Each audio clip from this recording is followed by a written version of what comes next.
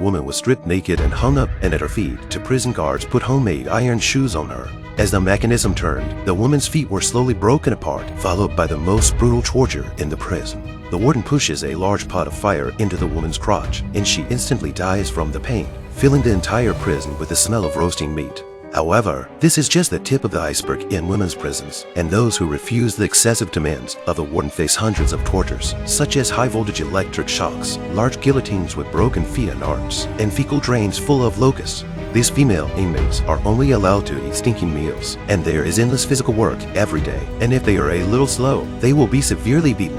If anyone could not stand it and wanted to escape, the consequences would be even more horrible than in prison, either being eaten by wild animals or being targeted by bandits who knew the terrain.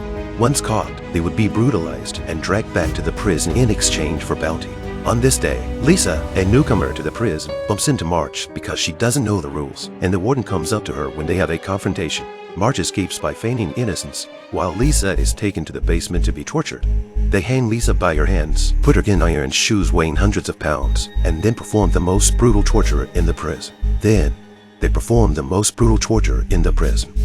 The warden released Lisa the next morning, but didn't stop there. Lisa is dragged to the farm to work before she can rest, and the pain is so intense that she faints in the hot sun. Lily tries to help, but is scolded by the warden, and can only watch as Lisa is exposed to the sun. Finally, someone can't take it anymore, and the female inmates grab machetes and kill a guard before escaping into the woods. This gives Lily the idea to break out of the prison, as she will be tortured to death by the warden sooner or later if she continues to stay in the prison. Several people in the cell begin to make plans for the escape, but the next day, a situation arises when the warden asks all the female inmates to wash and perfume themselves to change into clean clothes for the inspection of the higher-ups. The leader walks up to Lily and stops to ask about prison life, and Lily tells her the whole story of the warden's evil behavior. However, the leader ignores him and turns away. The guards take Lily away and put her in an underground dung cell, which is pitch black, with only a small skylight above her head and blood-sucking locusts under her feet. What's even more horrifying is that the guards occasionally threw sulfuric acid inside. After torturing Lily, they dragged him out, and what awaited him was an even more horrific high-voltage electric shock. He is not sent back to his cell until the warden is tired of torturing him. Looking at the holes padded out on Lily's body, the men are even more determined to escape.